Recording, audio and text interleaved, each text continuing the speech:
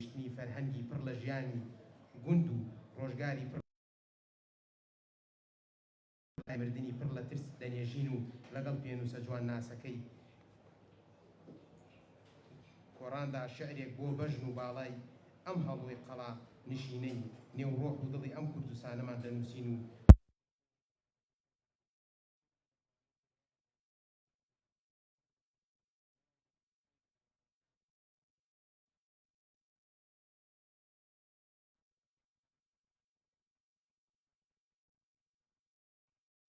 مردی نیشتیمان ژیان و خەباتی عەلی قەڵاقای مەزی لە نووسین و ئامادەکردنی محەممەد عەلی قەڵاقای مەزی. کتێبەکە هەوڵی ماندووبوونی چەندین ساڵەی نووسەرە کە چەندین کەسایەتی و فەرماندەی هێزی پێشمەرگە ڕووڵیان هەبووە لە گێڕانەوەی چیرۆک و بەسەرهاتەکان و ژیان و سەرگوزشتەی ڕەوانشاد عەلی قەڵاقای مەزی. ئەم کۆڕە بەڕێزان بە سەرپەرشتی گروپی خوێنەرانی دەربەندی خان و هەروەها بە هەمانگی لیسا کافێ بەڕێوە دەبرێت و ساز ئەکرێت. وەسپاسی تایبەتمان هەیە بۆ سەنتەری گەنجانی دەربەندی خان کەوا سەرجەم پێداویستەکانی ئەم کۆڕەی ئامادە کردووە. سەرەتای کۆڕەکەشمان بە چەند ساتێک وەستان بۆ گیانی پاکی شەهید عەلی قەڵاقای مەزی و سەرجەم هەموو شەهیدانی ڕێگەی ڕزگاری کوردستان دەست پێ دەکەین. فەرموو.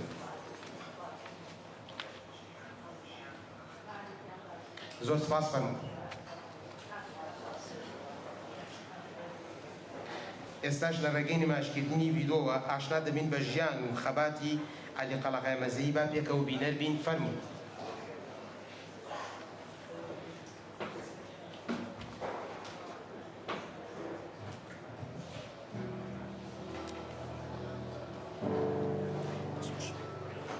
مردی موشمان مێژووی پەمەگوێتەوەی لێوانەوە لەسەر گوزەشتی و ڕۆڤانەی باوشەوی جوانێکی عاشق ڕۆژەشتی باشەکەی هەموو بوونی خۆی دەبەخشێت بەبێوەی هیچ زاخوازیەکی نەبێت. داستان پڕلەوەی عەلی قەڵاقای مەزی لەگەڵ ئەم نیشتمانی سەربەسەرە بۆ لەو هەزاران داستانەیە کە خۆشبەختانە نووسرایەوە تا بەبێتە ژنێکی باڵا بۆ مرۆکان ئەمڕۆ و ئایندەدا. عەلی ساڵح ڕەمەزان ناسراو بە عەلی قەڵاقای مەزی لە هەیئەتی تەمووزی ساڵی 1949 لە بوونی بۆی شێخ قادر لە ناوچەکەدا بەدایک بوو. ژەنێوژنی لەگەڵ ئاینە حمەڕەش پێکهێناوە و خاوەنی 6 کچ و 2 کوڕ بووە. دوایپێکهێنانی ژەنێوژنی بوونی قەڵاقای مەز ئاوادان دەکاتەوە تەنیا ماڵەکەی دەکاتە لاکەی گەرموگوڕەی کوردایەتی. عەلی قەڵاقای مەزی پەروەردەی کولتوری پڕ لە ژیانی دۆستی بوون بوو. وەی وەختێ لێوانەیە هەربۆشێکی چواردەوەی ژەمی بوو بە خۆشەویستی و جوانی سروشتی کوردستانی تێدا دەبینی. مرۆڤێک کە دەم ناڕەتشولانەکەی گوندی بە زەردەخەنەوە دەوەقڕەمیدەبان بەخشندەیەکەی هێندە گەورە کردبوو کە بوویە ماڵی هەشت ڕۆژگەرە بوو هەڵێبوارێت. هەمیشە خەڵک بە ئازادی لەگەڵ خۆی و ڕزگاری کوردستانەوە دەبینی. ئەم مرۆڤە بەرزەباڵە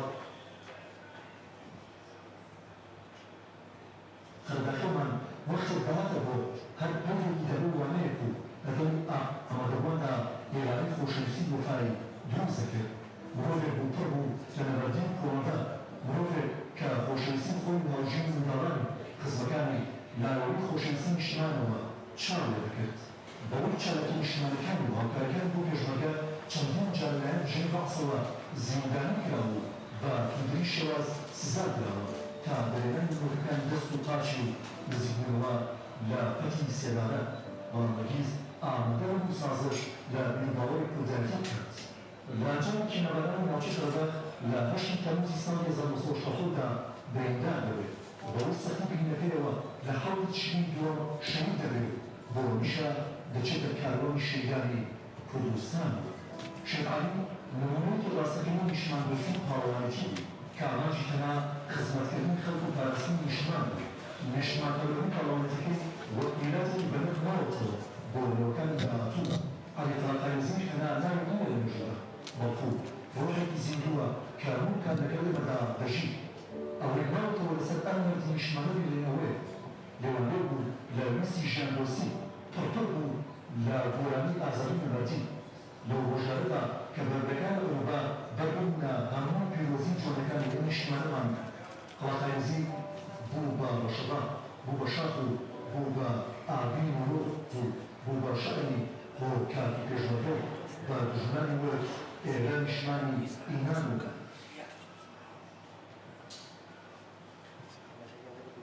کیبەراو نونسوات و خۆمباغێ دانشمانی حەزرەتی ناوی و کۆگەنی ئەحمەدی خانی بێسارانی مەسئولی ئەردەوان و حەفسەخان ئەوە ئێمەش ئامڕۆ لێرە دەڵێن دانشمانی پڕلەوێنی حەزرەتی مامۆریشەکان و ئارام و عەلیەکان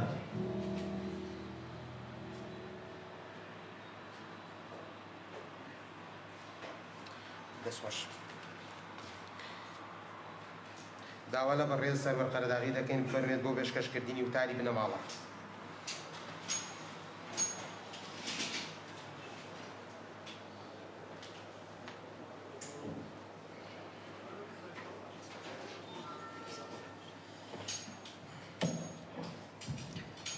بەناوی بنەماڵەی عەلی قڵاقای مەزیەوە بە خێرهاتنێکی گەرمتان دەکەین. سپاسگوزارین بە ئامادەبوونتان لەم ئێوارە کۆڕەدا. نووسین و بڵاوکردنەوەی کتێبی مەردی نیشتیمان تەنیا خوێندنەوەیەکی مێژووی نییە، بەڵکو زیندووکردنەوەی ڕۆحی پاڵەوانێتیە کە دەبێتە ڕێنمایی بۆ ژیانی ئێمە و نەوەکانی داهاتوو. تا نەوەکانی داهاتوو بزانن کە ئازادیەکەی ئەمڕۆ بە خۆڕایی بەدەست نەهاتووە. چیرۆکی عەلی قڵاقای مەزی تەنها چیرۆکی خەباتیە ڕێک نییە، بەڵکو چیرۆکی گوندێک و نەتەوەیەکە کە بەرەنگاری سەختی و دەستدرێژیەکانی ڕژێمی بەعز بۆتەوە. عەلی قڵاقای مەزی کەسایەتیەکی ئازا و چاونەترس، سەخی و خزمدۆست و دڵفراوان، وشیار و بەهەڵوێست، دەگمەن و لێهاتوو، پێشمەرگە و جوتیار و سوارچاکێکی بەتوانا و کورتپەروەرێکی خاوێن، خاوەندیوەخانێکی گەورە و نانبدە و بەرچاوتێر و مەرد. هەڵکەوتەی گوندەکەی شاڕەی ڕێبواران و پێشمەرگە بوو. تەنیا ماڵەکەی لانکەی گەرم و گوڕی کوردایەتی و پەناگەیەکی پارێزراوی شۆڕش و پێشمەرگە بوو. عەلی قڵاقای مەزی تەنها ناوێک نییە، داستانێکە لە خەبات و قوربانیدان، ژیانی پڕ لە چیرۆکی پاڵەوانێتی و ئیلهام بەخش. ڕژێمی بەعز بۆ چەندین جار زیندانی کردووە، بەڵام هەرگیز نەیانتوانیوە نیشتیمان پەروەری لە دڵیدا دەربێنن. لەژێر ئەشکەنجەی پڕ زەبر و زەنگدا هەر بیزنینۆکەکەی دەست و قاچەکانی دەردەهێنن. لە پەتی سێدارە نزیک دەبێتەوە و دەرهۆش ئاسا ڕزگاری دەبێت. هەر جارێک زیندانی دەکرا، وەک دەسەڵاتی تاریکی هەوڵیان دەدا ڕۆحی ئازادیەکەی بشکێنن، بەڵام ئەو تەنیا ئەوەی دەکرد کە وەک درەختێک لەناو خاکی نیشتیماندا قوڵتر بڕوات. هاوژینەکەی و منداڵەکانی هەمویان پاڵپشتی ئەو پاڵەوانە بوون کە بەرگەی هەموو ئەشکەنجەکانی دنیایان گرت بۆ پاراستنی ئازادی خاکەکەیان. ئەگەر بگەڕێنەوە بۆ قڵاقای مەز دەبینی کە ئاسەواری ماڵەکەی تەنها دار و پەردوو نییە، بەڵکو یادگاریەکی زیندوی شۆڕش و ئازادیە. و هەر هەنگاوێک لەو گوندەدا دەنێیت وەک لێدانی دڵی نیشتیمان دێتە بەرگوێت. ئەمڕۆ ناوی لە گوندەکەیدا دەنگ دەداتەوە. لە هەر بەردوو درەختێکدا چیرۆکی 1001 شەوە دەگێڕێتەوە، هەناسەی مێژوو دەبیسرێت. قەرەداغ وەک زۆربەی ناوچەکانی تری کوردستان لانکەی شۆڕشی کوردایەتی و دایان و پێگەێنەری هەزاران ڕۆڵەی وڵات پارێز بووە. لە مێژووی پڕ سەروەری گەلەکەماندا ڕۆڵ و پێشەنگایەتی بەرچاوی هەبووە. با پەند لە مێژووی ناوچەکە و ژیانی مەردەکانی نیشتیمانمان وەربگرین، کلتوری وڵات پارێزی و ژینگە پارێزی لە بیر و باوەڕماندا گەشە پێ بدەین.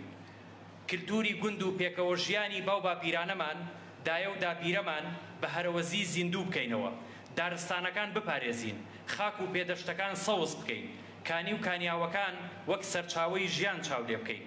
ئەو کات دەتوانین ڕۆحی شەهید عەلی و شەهیدانی تر ئارام و ئاسوودە بکەین. عەلی قڵاقای مەزی سەری بەرز بوو، وەک شاخە بەهێزەکانی قەرەداغ. لە دوای خۆی تەنها نیشتیمان پەروەری و پاڵەوانێتیەکەی وەک میراتێکی بەنرخ و ئیلهام بەخش بۆ ئێمە ماوەتەوە. خەڵکی ناوچەکە بە یارمەتیدان و قوربانیدانەکانی بۆ هەمیشە بیری لێ دەکەنەوە. ناوی تۆ لە مێژوودا وەک خۆرێک دەدرەوشێتەوە، ڕۆحی تۆ لە ناو هەموو نیشتیمان پەروەرێکدا دەژی. تۆ لەبەر ئازادی خەڵکەکەت، لەبەر خاک و شاخ و کانی، لەبەر درەخت و گوڵینەی چیاکانی کوردستان ژیانت بەخشی. تۆ گوڵێکی نەوەریویت کە لە خاکدا ڕەگت داکوتیوە و بۆ هەمیشە لە یادەوەری ئێمەدا گوڵ دەکەیت. تۆ ڕۆحێکت بەخشی بە ئاسمان، بەڵام ڕەنگ و بۆنی خۆت لە زەوی بەجێ هێشت. لە ناو هەموو گوڵ و باخێکدا، لە ناو هەموو گۆرانی و دەنگێکدا هەیت. سڵاو بۆ ڕۆحی ئازادی خوازیت، سڵاو بۆ ژیان دۆستی و مەردایەتیت، مەردی نیشتیمان. لە کۆتاییدا ئەمەوێت دەستخۆشی لە باوکی بەڕێزم بکەم کە لە پاش هەوڵ و ماندووبوونی چەندین ساڵەی توانی ئەم کتێبە بخاتە بەردیدەمان. و هەروەها سپاسی تەواوی ئەو کەسانە بکەین کە هاوکار بوون لە نووسین و هەروەها قبولکردنی چاوپێکەوتن و یارمەتیدان لە نووسین و چاپکردن و بڵاوکردنەوەی ئەم کتێبە بە تایبەت سپاسی مەڵبەندیەکی ڕێخستنی سلێمانی یەکەین کە ئەرکی چاپکردنی کتێبەکان گرتە ئەستۆ و ئەمەوێ ئەوەش بڵێم کە سەرگوزەشتە و ژیان و خەباتی عەلی قڵاقای مەزی زۆر زیاترە لەوەی کە لە دووتوێی ئەم کتێبەدا خراوەتە ڕوو و هیچ کارێکیش بێ هەڵە و کەم و کورتی نییە. ئێمە هەوڵ ئەین کە بتوانین لە چاپەکانی داهاتووە ئەو هەڵە و کەم و کورتیانە چاکەین و دەوڵەمەندتریکەی. سپاس بۆیەوە.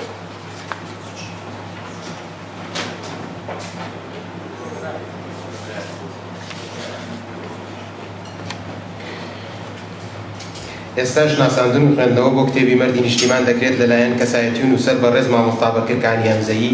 با بەڕێزان فەرموون.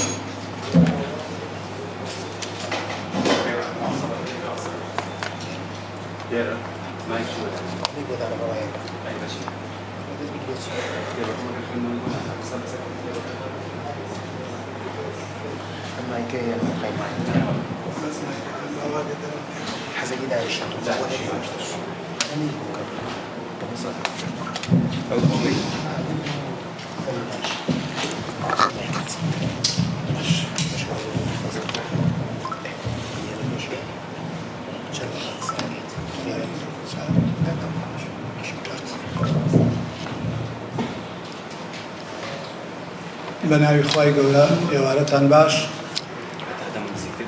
زۆر خۆشحاڵم کە ئەمڕۆ لە خزمەتتاندا بۆ ناساندنی کتێبی پیاوێک کە ناوی کتێبەکە پڕ بە پێستی ئەو ناوەیە، بە ناوی مەردی نیشتیمان. مەردی نیشتیمان یەکێکە لە یەکەم بەرهەمی کەسێک کە کوڕی مامە عەلیە. دیارە یەکەم بەرهەم ئەگەر کەم و کوڕیشی تابێت نابێتە ئەشکال، بەڵام من دەستخۆشی لە یەکەم کە توانوێتی بە شێوەیەکی جوان و بە شێوەیەکی ڕێک و پێک هەموو ئەو شتانەی کە پێویستە بۆ کتێب و لە چوارچێوەی کتێبە تۆمار پێ کردوێتی. کتێبەکە لە ڕاستیا کتێبێکی مێژوویە. باز لە مێژووی کەسێکە کاکە ئەو ماوە کەمەی تەمەنی توانیەتی خزمەتێکی وا بکە کە بە چەند کتێبی وا کۆتایی نێ، کە بە چەند کتێبی وا دوایی نێ. بۆیە من دەستخۆشی لە نووسەرەکە یەکەم کە توانیەتی هیچ نەبێت هەندێک مێژووی کەمی مامە عەلی بنووسێتەوە. مامە عەلی زۆر لەوە مێژووی زیاتری هەیە و باشتری هەیە و ئەیتوانی چەند کتێبێکی لەسەر مێژووی دەرکات. کتێبەکە لە سێ تەوەرا خۆی بینێتەوە. تەوەری یەکەمی ئەم کتێبە دارە لەسەر مێژووی ژیانی مامە عەلی و ڕەچەڵێکی مامە عەلی و ئیشەکانی مامە عەلی کە لە ژیانی هەیبووە وەکو دەستڕەنگینی هەبووە، کەسێک وەکە توانوێتی پێشبینی بکە و توانوێتی کەسایەتی دروستکە. بۆیە ئێمە ئەوەنە ئەڵێن لە مێژووی ژیانی مامە عەلیە، مامە عەلی خۆی لە ئەسڵاکانی هەمزەییە. لە دوای ساڵی 1900 بەدواوە ماڵیان بارەکاتە سۆڵەی قەرەداغ. لە ساڵی 1929 مامە عەلی لەدایک بووە. لەگەڵ هەر سێ براکەی تریا ئەچنە گوندی بلکان و لە بلکانەوە ئەچنە قەڵاقایمەد لە ساڵی 1957. بەهەرحاڵ مامە عەلی توانیوەتی بە تەنها ماڵە ماوەیەکی زۆر لە گوندی قەڵاقایمەزا خزمەتێکی وا بکە کە جێگەی شانازی بێ بۆ خزمان و بۆ دەڤەری قەرەداغیش. بە شاهیدی ئەو هەموو کەسایەتی و ئەو هەموو کەسە شۆڕژگەڕەی کە لە کاتی شاخدا لە پێشمەرگایەتیە شاهیدی جوامێری و دڵسۆزی و ئازایەتی مامە عەلی ئەدەن کە زیاتر لە 50 بەڕێز لەم کتێبەدا مقابلەی کراوە، وەک مقابلەشی کراوە باسی چاکەتی و لێهاتی و شەهامەتی مامە عەلی کردو و توانوێتی مامە عەلی خۆشەویستی خۆی لە دڵی سەرکردەکان و کەسانی کەسایەتیەکانی دەڤەری قەرەداشە سەوز بکات. مامە عەلی بێجگە لەوەشی کە کەسایەتێکی بەهێزی بۆ یەکێک بۆ لەو کەسە دەستڕەنگینانەی کەوا توانیوەتی بەڕاستی لە گوندێکە ئەگەر یەک ماڵ بێت هەندێک پێویستات هەیە لەوانەیە پێویست بۆ کە بچێ بە شوێنێتە، بەڵام مام عەلی توانیوتی هەندێک پێویستی سەرەتایی خۆی هەیە کە پێویست بووە بۆ ئیشەکانی ڕای پڕێنێ یان بۆ ئیش و کارەکانی خۆی بتوانێت جێبەجێ بکە. ئەمە جێگای دەستخۆشی و سەربەرزیە بۆ بنەماڵەکەشی. خاڵێکی تر دەربارەی پێشبینیەکانی مام عەلی من ئەمە بۆ مێژووە ئێڵێن یەکێک بۆ لەو کەسانەی کە زۆر هاموشۆی گوندەکەی ئەمەی کردووە کە کانی هەمزەیە و زۆر جار لە خزمەت باوکمە دانیشتوین. یەکێ لەو پێشبینیانەی کە ئێستش لە یادمە لە ساڵی 1970 قوتابخانەیەک دروست دەکرا لە کانی هەمزە بەبان بەرزایەکەی پشتی کانی هەمزەوە بوو.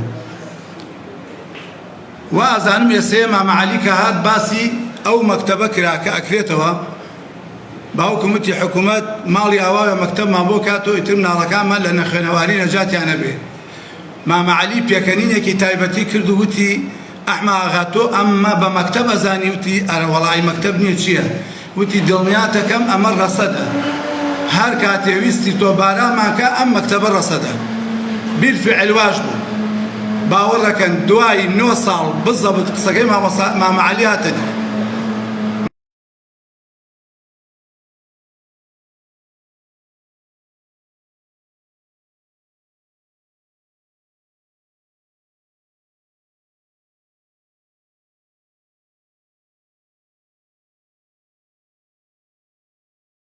کەسێکە لە خوێندەواری نەبێت بەڵام بەهۆی تێکەڵاوبوونی لە گەڵ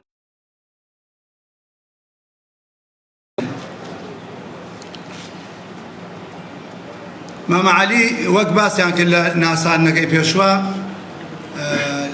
بەڕاستی 3 جار زیندان کراوە. جارێکیان ئەوەی کە من لە کتێبەکەیە تێبینیم کردو ئەوەیە ئەڵێ مام عەلی 1-2 مانگ خۆراکیان نەبووە بڵێن چای و شەکر و ڕۆنوچ چووە بۆ قەرەداغ 2 وڵاخی بردووە 2 ڕۆژە ناوتان کە چووەتەوێ 2 باری هێناوە لە ڕێگا عەسکەری گرتویانە ئەمە بۆ خۆتت نییە بۆ پێشمەرگەتە. بەهەرحاڵ 15 ڕۆژ گرتویانە لەسەرەوە بێجگەلەوەی کە بە تەیارە بردویانە بۆ ئەمنی کەرکووک و زیندانەکانی بینیوە.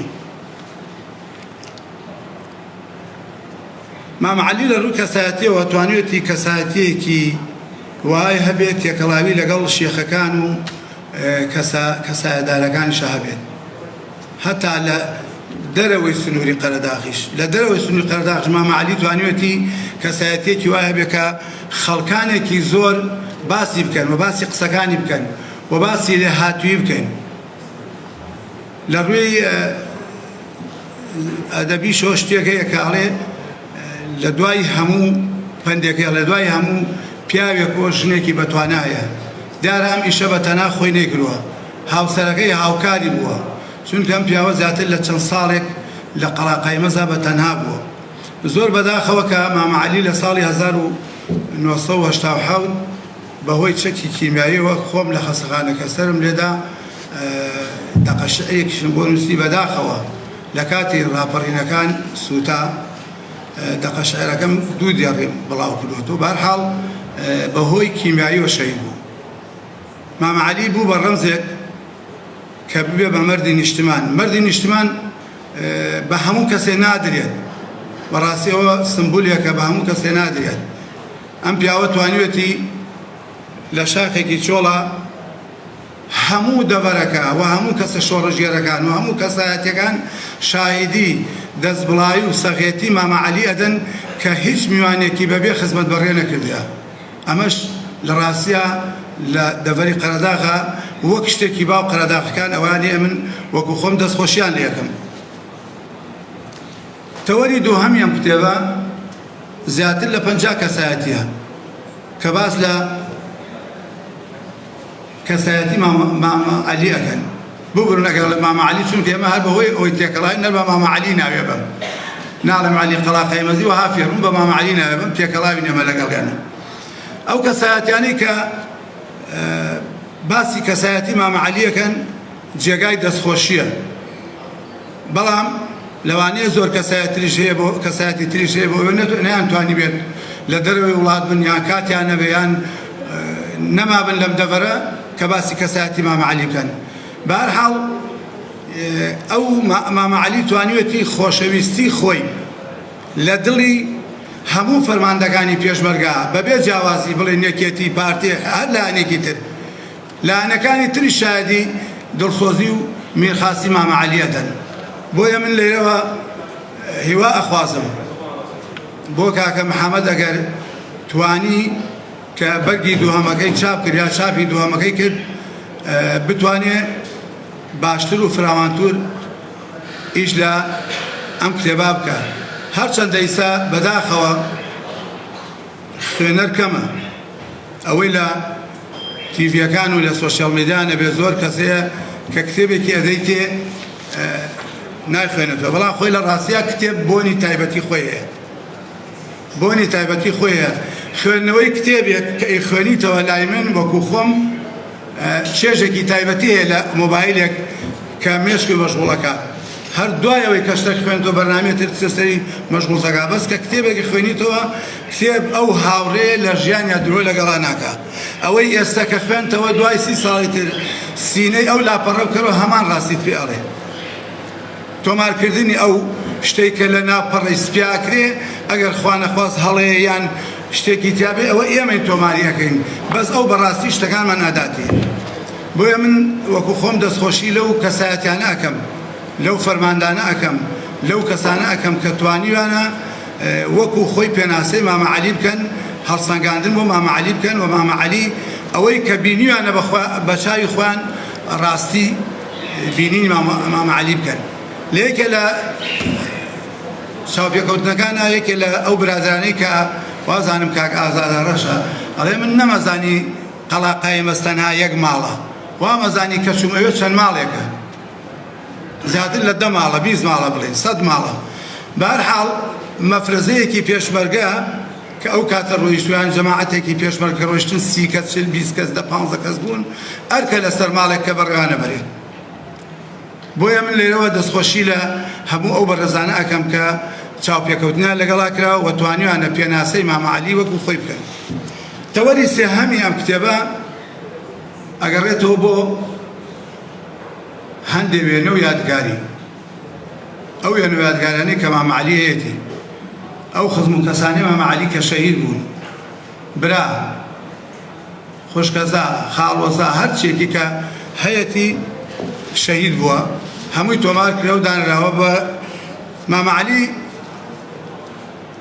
توانیوەتی مێژوویەک بۆ خۆی تۆمار بکە. هیوادارم کاکە محەمەدیش و کاکە عومەریش کە کوڕێون بتوانن مێژوویەکی وەک چۆن باوکیان سەروەریەک و شانازیەکی بۆ نەتەوەکان جێڵا ئەوانیش هەمان ڕێزکە بگرن و بتوانن خزمەتێکی باش بە نەتەوەکان بکەن.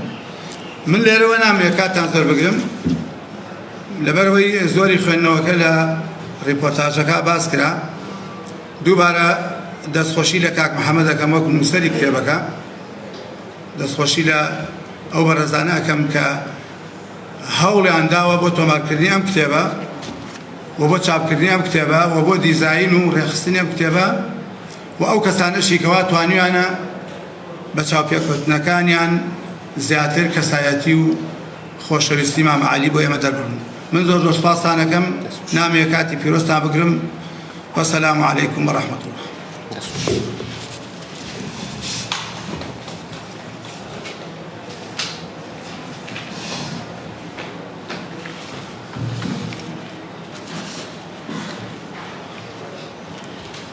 دەستخۆش بۆ مامۆستابەکەکانی زەنی بوو بە ڕێزیان بۆ ڕوونکردنەوە لەسەر کتێبەکە و خوێندنەوە بوون.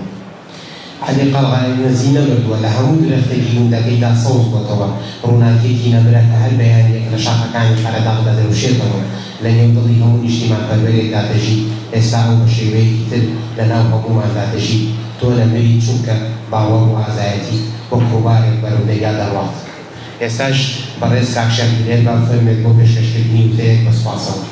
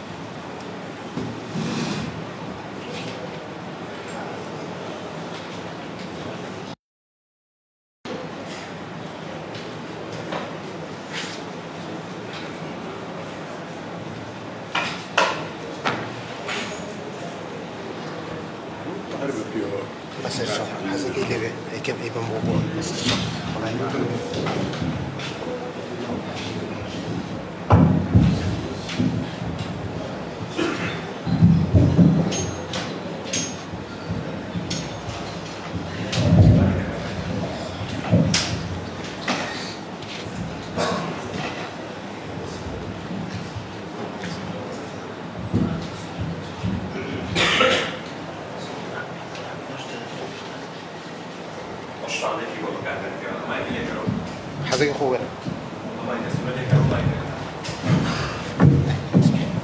بەناوی خوای گەورە و مێرەبان ئامادەبانی یادی کاک عەلی قەڵاقایمەز بەگەرمەوە خێراتنتانەکەم یاخوا بەخێر بێن هەموو لایەکتان بە تایبەتیش جەنابی کاک مستەفا چاوەڕەش یاخوا بەخێر بێ تێکۆشەرێک ئارەمانێک خۆی هەمومان دەزانین کە چ کەڵەپیا و چ ئازایەتیەکی نواندووە لە دروستبوونی یەکێتی نیشتیمانی و پێشتریش یاخوا بەخێر بێ. ئەم برایانە زۆر بە وردی و بە جوانی شیتەڵی هەڵس و کەوتی کاک عەلی قەڵاقایمەزیان کرد. والإمام علي فرمي تكرار قبيح ولو مليح شكان من بعد تكرار نبيه من وكو دانشتوي أو شيخ مصطفى كاك علي قەڵاقایمەز كاك علي پیاوێکی زۆر خۆشەویست و دۆستی باوکم بووە و زۆرینەی ژیانی بەتەنیا بووە لە قەڵاقایمەزە کە ئەوترا قەڵاقایمەز خەڵواتی ئەگەی قەڵاقایمەز لێیەکی چەندە ئاماڵە بێ. کاک عەلی پیاوێک بوو بە ڕەنجی شانی خۆی ئەژیا حیوان و ماڵیاتێکی هەبووە لەو شاخا و پێوەی ماندوو بوو توانیوێتی دیوەخانێکی گەورەی باشی شوێنی ناندان بۆ پێشمەرگە و بۆ خەڵک ئامادە بکە بە ڕوویەکی خۆشەوە نانی بە هەمووی دایەوە و خواحافیزی لە هەموویشی کردووە. کاک عەلی خۆی لە بیدایەتیەوە لە شۆڕشی ئەیلوولەوە کاک عەلی هەر لەو شوێنە بووە ئەتوانم بڵێم لە هێزی قەراق کەس نییە نانی کاک عەلی نەخواردبێت و هەمیشەیش پیاوێکی ئازا و چاونەترس بووە دوژمنیش چاوی لەسەر بووە. بۆیە قەڵاقایمەز لەلایەن تیارەکانی ڕژێمی ئەو وەختەوە خەسف کرا براژنی و سێ چوار مناڵ لە بن بەردێکە هەموویانی کوشت. هەمیشە هەڕەشەیان لێکراوە بۆ ئەوەی وەکو بنکەی پێشمەرگە و یارمەتیدەری پێشمەرگەوە بوون. کاک عەلی پیاوێک بۆ خۆی چاونەترس بوو، ئازا بوو، بەغیرەت بوو، بە تایبەتیش تاقی تەنیا بوو. کاکە حەمە و عومەری کوڕیشی ئەوان لەو دوایە خوای پێی مناڵ بوون. کچەکانی بەقەدەر کوڕەکانی یارمەتیدەری بوون هەم بۆ بەڕێکردنی میوان هەم بۆ خزمەتکردنی حیوان و ماڵاتەکانی خۆیان. ناوێکی ئەوتۆی دەرکرد لە ئەتوانم بڵێم لە حەوزی شارە جۆر و خەراخ و بەشێک لە دەربەندیخان هەموو کەس کە عەلیە ناس. کە عەلی شتی خۆشیشی زۆر بوو. هێرەوخان لە ئاوایی بوو وتم هێرەوخان با سەرێک بدەین لە کاک عەلی. سەیارە زۆر بە حاڵێکی پیس ئەگەیاوێ کە چوین لە پشتەوە سابوومەوە هاتە سەرەوە من و هێرەوخان و دوو کوڕیش لەگەڵ منابوون. وتم کاک عەلی ئەمە هێرەوخانە خێزانی مام جەلال. خێرا پاڵکەوت لە بەردەمیا و وتی ئەبێ سەرم بڕن کۆڕە گوێرەکە دیار نییە کوڕە حیوان دیار نییە بەخوا بێ سەرم بڕن. ژنی مەلیکە توێژاو دادە ئامینی ناو گۆڕی بوو بە حەلاو حیشیڕانەوە حەلاو حەلاو ڕاکە ژنی مەلیک هاتووە ئەو کوڕی لەگەڵ منا بوو چەخۆی دەرێناوتی وەڵای خۆ سەرتە بڕم کاک عەلی. هێرەوخان دەچێت یعنی ئەوەندە خۆشمەشرەف بوو، یعنی شتێکی کرد هێرەوخان زۆر معجیب بوو پێی.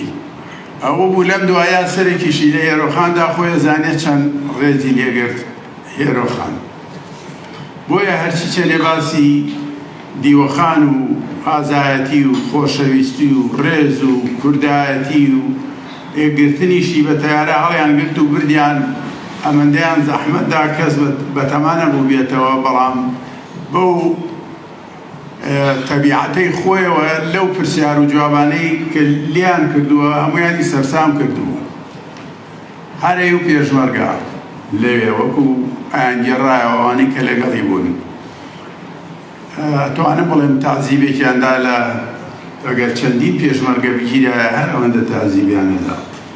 وێ ناتوانم لەوە زیاتر باسی بکەم، ئەوە خوا خۆی ئاگادارە، بەڵام وێ دەکەم ئەو گەنجانەی کە ئەمڕۆ هەن با بزانن ئەم ڕۆژەی کە هاتووەتە پێشەوە بە هیمەتی پێشمەرگەکان و بە هیمەتی پیاوی ئازایی وەکو کاک عەلی کە دامی کردبوون. ئەگەر کەسانی وەکو کاک عەلی و خەڵکەکە نەبوایە پێشمەرگەش نەیەتوانی بژین. خەڵک و پێشمەرگە دووشتی بەسراوە بوون بە یەکەوە. بەڵام بەداخێکی زۆرەوە گەنجەکانمان ئەمڕۆ زۆر دوورن لە گۆڕانکاری.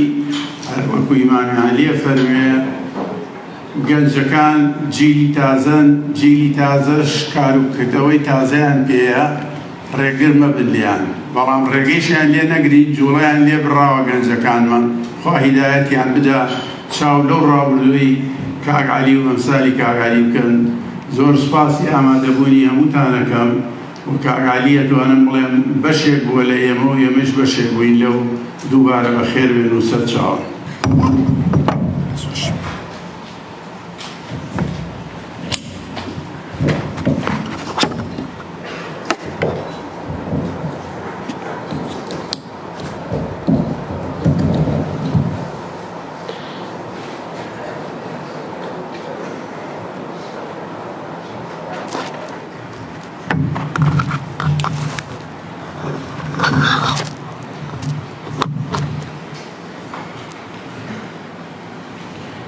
دەستخۆشی و سوپاسمانێ بۆ بەڕێز شەکیلێر بەخێر بێ سەر چاوەمان و سوپاس بۆ وتارەکەم.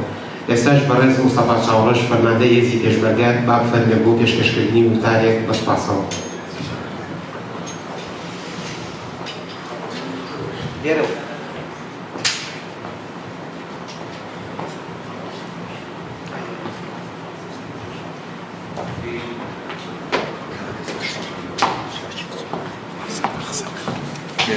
شما باش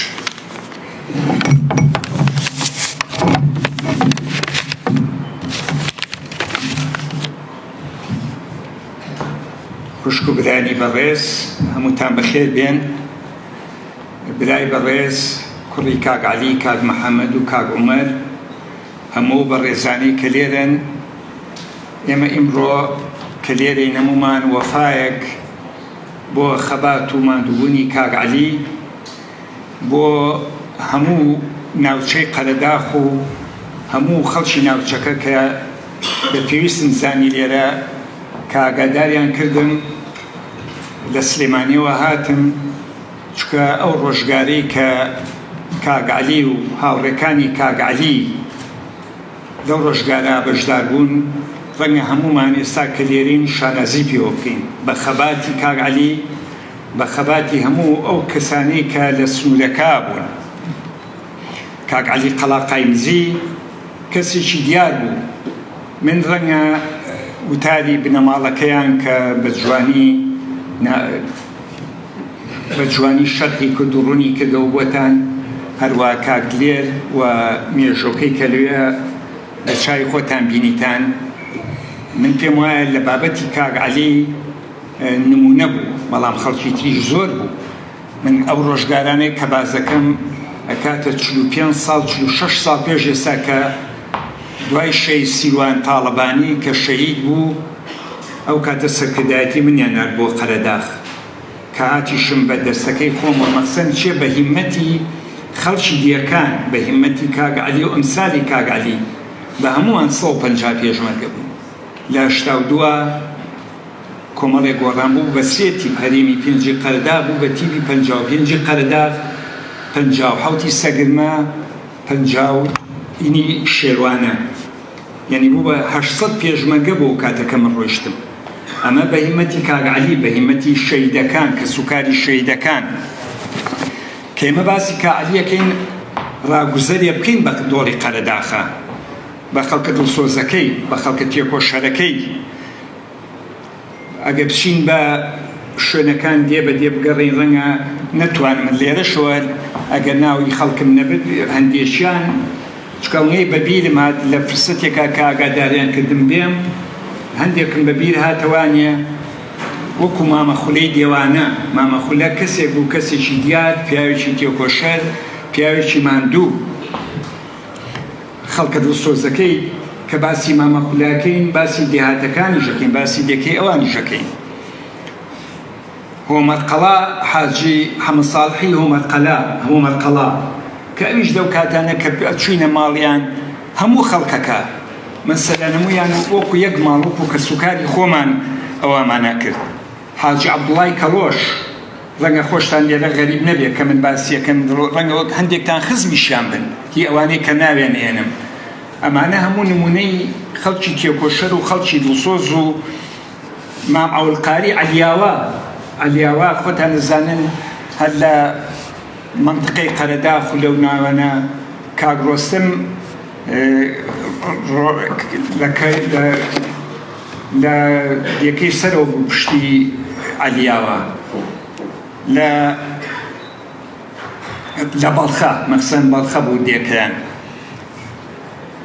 چاوگە ڕۆبیتەن لەوێ بوو یعنی بڕواتان هەبێ ئەو سەردەمانە کە ساڵی 80 بازەکەم هاوەنێکمان هەبوو هاوەنەوە نێژووی کاک عەلیە بەڵام هەقا و خەڵکانەش بزانێ کە من باسی ڕۆبیتەنەکەم ڕەنگە لە 20 ساڵی ژوێ نەمبینی بێ هاوەنێکمان هەبوو ئەو هاوەنەمان لە ماڵی ئەوان شاد بۆ کاتە خەڵک نێوەلای فیشەشە لە ماڵەکەی خۆیان بێ کاک لە ڕۆبیتەن خەڵکی چاڵگە بوو لە کوڕەجۆ حاجی حەسەن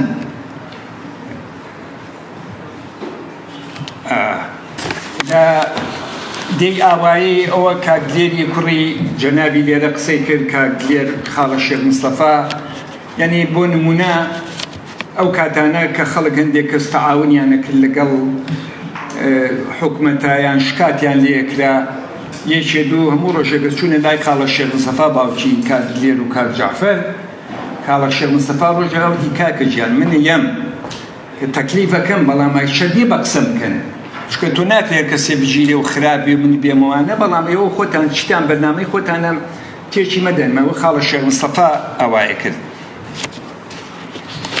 هەمەی هەسەن لە ئاوەسپی ڕەنگەوە نەزانی ئێمە دوو خانمیشمان هەبوو ڕەنگە کەوانە کەسی دیار بوو نێکیان خوشکی هەمەی تەلە بوو دادەنازە ژنێ بوو بەخوا بەقەدەر چەند پیا لە هیمەتا بوو لە ئیش و کارا بوو خزمەتی خەڵکیە کرد خاتو سعدەی فەقیرە یعنی کەسایەتێکی دیار بوو ماڵەکەی ئەوانی ژۆک و چۆنەڵێ قەڵاقای مەزەوانیش دایمە پێشمەرگە لە دیوی شارە زۆرەوە هات و لەولاوە ئەگەڕایەوانێ بووی کاک حەمە فەرەجی فەتا خەڵکی بانیبی بوو خاڵی ئەو کاک سەلامەی حازریە کە لێرەیە لەگەڵ ئەلەڕەشە لەگەڵ حەمەڕەقە لەگەڵ ڕەوفی یاسا لەگەڵ ساڵحی چۆخا عەزیز براکەی کاک سەلام برا شەیدەکانی ئەمانە هەموو خەڵکی دیار بوو نەمووی کە ئەو کاتە هەرێمی پێنجی قەرەداغ بوو لە دووکەرۆ کاک مەحموو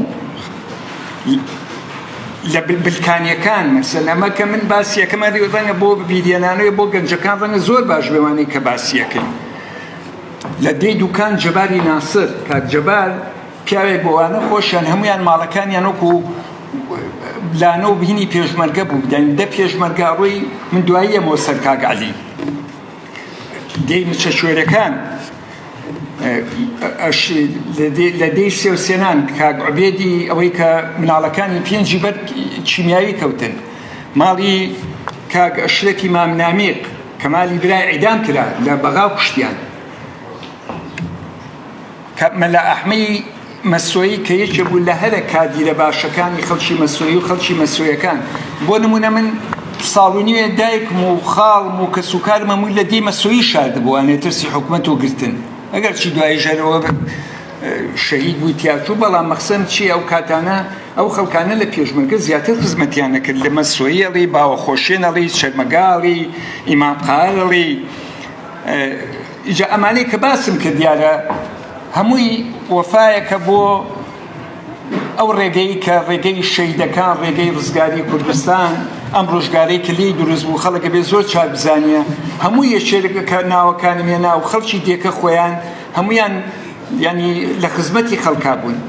کاک عەلی من چەند جارێک ئەو کاتانەی کە لەوێ پێشمەرگە بووین تێپەڕمان کردووە لەوێ ماوینێتەوە نانیمان خواردە ئەو قسانەی کە لەسەریان کرد ڕەنگە من نەتوانم وەکوان ئێستا باسی بکەم بەڵام شایدی ئەوەی بۆ دەین کە بەڕاستی کەسێکی دیار بوو کەسێکی خۆشەویست بوو کەسێ بوو کە ئەوەی کە لە کتێبەکەیان نووسراوتە ڕەنگە ئەو کاتانە ژمە هەرێکە چەندە سەرەدی ڕێکمان بۆ نووسیبێ لەو کتێبی کە بۆیان چاپ کردووە و ئەوانەی کە باسیشیان کردووانەی کە نووسیوشیانە بەڕاستیەخی خۆیان داوەتێ و پیاوێک بووە کە نمونەی پیاوە مەردەکانی ئەم وڵاتە بووە و ئەو برایەمان باسی کردویان لە میژاننامەکەشە باسیکانی هەمزاکەن کۆگەت شتە و بە دیوی شارە زورە هەموو مەلاکەریم و کانی هەمزەیەکان و حەمەسەعید سێتەڵان و دەیان شەیدی تر اینجا تۆرە لە دیت لە زەید کا گۆران ڕەنگە هەمووتان ناوی گۆرانتان بیست بێ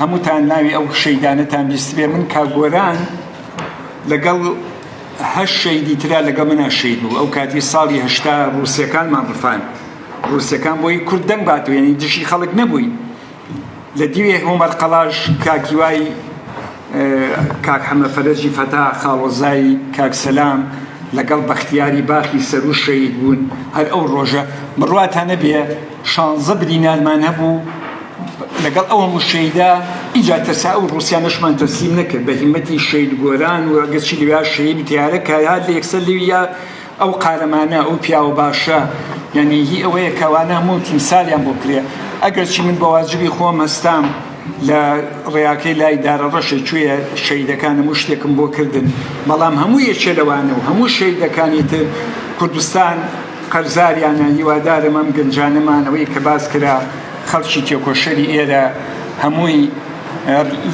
بیرکەنەوانیە و بیلەوە بکەنەوانیە کە خەباتی میلەتە ئیمڕۆ نییە ئەو فەرماندە ئەو شەیدانە کە ڕۆیشتون گیانی خۆیان بەخت کردو بۆ ئەوەی کە وڵاتەکەمان ئازاد بێ هیوادارم یادی کاکە عەلی قەلاقای مزی ببێتە ڕێچکەیەک بۆ تەبایی و برایەتی هەموو لایەنە سیاسیەکان بۆ خەڵکی کوردستان چونکە ئێمە ئەم ورتە و دەمە بۆڵە و فەیسبوک و قسە بەرزونزمەی کە بەرامبەر بە یەکترێک تێ بەڕاستی پیا و خەفەتی بێخوا ئەوانە کە شەید بوون بۆ شەید نەبوون شەید بوون بۆ یەک ریزی خەڵکی کوردستان بۆ ئەوەی کوردێک دەنگ بێ حکومەتێکمان نەبێ حکومەتی هەمووان بێ هیچ کەس نەبێ شەیدەکان چرا ڕۆشنکەرەوەی هەموومان بوون لێرەوە من نامەیە قسە بکەم چکەوانەی کە باسییان کرد لە کاک لێر لە کاکەکانی تر هەمووانەی کە لەسەر کاک عەلی قەلاقای مزی بەخواوە مشتێکە لە خەرمانێک و هیوادارم هەموومان بە وەفا بین بۆ کاک عەلی و هەموو شەیدانی کوردستان و وەش سەربەرز و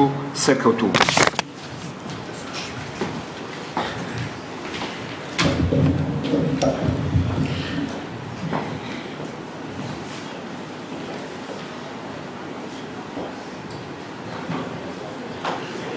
دەستخۆشی بۆ بەڕێز مستەفا چاوڕەش فەرماندەی پێشمەرگە سوپاس بۆ ئامادەبوون و سوپاس بۆ وتارەکەم سوپاسی هەموو میوانە بەڕێزەکانەکەین بە خێراتنتان دەکەین دووبارە هەرتان کێشار بە ناوی بنەماڵەکەوە و هەروەها ئێستا کۆتایی بە مەراسیمەکەمان هێنی بەڵام کتێبەکەی نووسەر لێرە ئامادەی هەر کەسێک پێ خۆش بێتوانێت بە دیاری کتێبەکە وەربگرێت دووبارە بەخێر بێن لێرە دادین بە کۆتایی مەراسیمەکە و سەرچاومان بێن و ئاسێتان کێشار هەر بژین.